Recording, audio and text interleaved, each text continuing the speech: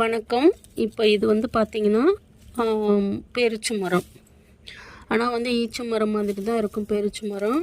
இங்கே பாருங்கள், இது வந்து ஒரு 3 வருஷத்து மரங்க. இது வந்து தேவையில்லாத செடியெல்லாம் கொஞ்சம் நம்ம வந்து இப்போ மழை பெஞ்சிருச்சு இல்லையா, கொஞ்சம் கட் பண்ணி விட்டுருவோம்னு சொல்லிட்டு கொஞ்சம் கட் பண்ணி க்ளீன் பண்ணி வைக்கிறேன். இதில் ஒரு 7-8 மரம் இருக்கும். இதில் சிங்கிளாக வளருது இந்த மரம். இது சப்போட்டா மரத்தில் வச்சுருக்கிறேன்.